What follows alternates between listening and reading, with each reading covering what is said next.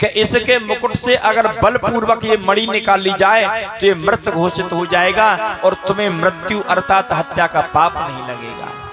तो इसी बात को सुनकर के सभी सहमत हो गए, राजी हो गए कि तो ठीक है, जो द्वारकाधीश ऐसा कह रहे हैं तो हम इसी के लिए तैयार हैं। तो बलपूर्वक उन्होंने उसके मुकुट से मणि को निकाल लिया। इतने में उसने अपने ब्रह्मास्त्र की जो दिशा थी उसको परिवर्तित कर दिया। परिवर्तनम अस्ति, दिशा परिवर्तनम अस्ति, दिशा को बदल दिया और उस ब्रह्मास्त्र को कहां छोड़ दिया? जो अभिमन्यु की पत्नी जिसका नाम था उत्तरा, उसके गर्भ पर छोड़ दिया। अब उत्तरा के गर्भ में ही केवल एक ऐसा नवजात शिशु था कि जिससे पांडवों का वंश चलने वाला था। क्यों? 5 बच्चे थे, 5 का प्राण हो गया, अब एक ही तो बचा जो उत्तरा के गर्भ में था। उसी समय उत्तरा आती है बेचारी दौड़ती दौड़ती। आज भगवान कृष्ण सब युद्ध को समाप्त करके सबको हंसी खुशी करके रथ में बैठने ही वाले थे, द्वारका के लिए प्रस्थान कर रहे थे। बस इतने में आकर के पीछे से उत्तरा भगवान कृष्ण के चरणों में गिर पड़ी।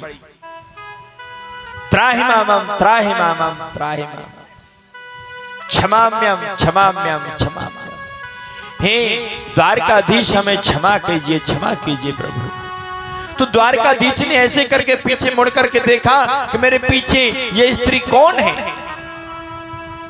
इतने में द्रौपदी ने कुंती ने ऐसे करके उसको उठा लिया, अपनी बाहों में ले लिया। चुप हो जा मेरी पुत्री, चुप हो जा, आज हमारा और तुम्हारा समय ठीक नहीं, सब कुछ ठीक हो जाएगा।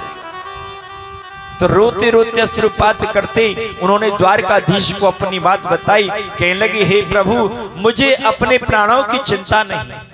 किसने कहा? उत्तरा ने कहा भगवान कृष्ण से कि मुझे अपने प्राणों की चिंता नहीं। आज मुझे हमारे 5 पुत्रों के शव पृथ्वी पर पड़े, कोई बात नहीं, एक साथ प्राण हुआ।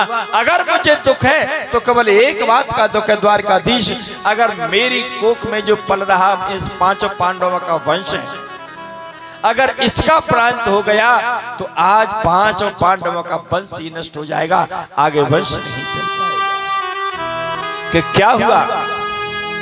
कि क्या हुआ पुत्री? कि आज अश्वत्थामा ने अपने कपट के कारण इस कोख पे, मेरी कोख पे ब्रह्मास्त्र का प्रयोग किया, अर्थात मेरा गर्भ को नष्ट कर दिया। उसी समय द्वारकाधीश ने सूक्ष्म रूप धारण किया और उनके मुखाग्र के रास्ते उत्तरा के गर्भ में प्रवेश कर गए। अंदर ही अंदर उस ब्रह्मास्त्र को नष्ट कर दिया और फिर मुखाग्र के रास्ते बाहर निकल आए।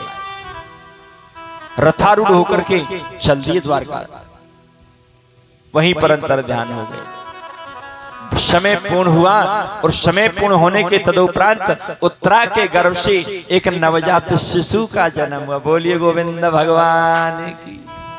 अब जब उनका जन्म हुआ तो जन्म लेने के बाद एक छोटा सा बच्चा ऐसे करके देखे सबकी तरफ, तुम विष्णु भगवान देखो हैं? मुझे तो ऐसा लगता है कि आप नारद जी हैं। आप कौन हैं?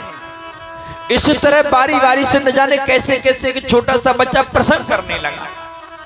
तो नारद जी कहने लगे, अरे ये तो बड़ा अलौकिक बालक है, जन्म लेते ऐसे प्रसंग कर रहा है कि जिनको प्रसंग कोई बदतर बता ही नहीं सकता है। इसीलिए आज से, और इसने इतने अच्छे शुभ नक्षत्रों में जन्म लिया है कि ये बालक बड़ा होकर के एक राजा बनेगा। ये बालक बड़ा होकर के एक राजा बनेगा। अच्छा कि हाँ, उसी दिन से उनका नाम राजा परीक्षित पड़ गया। बोलिए परीक्षित जी महाराज की।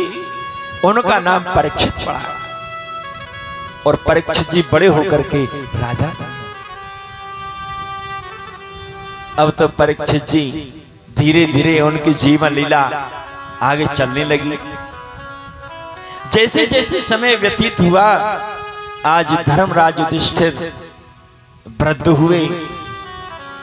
अब धर्मराज युधिष्ठिर जब वृद्ध हुए तो परीक्षित जी बचपन से ही बड़े भगवान के भक्त थे।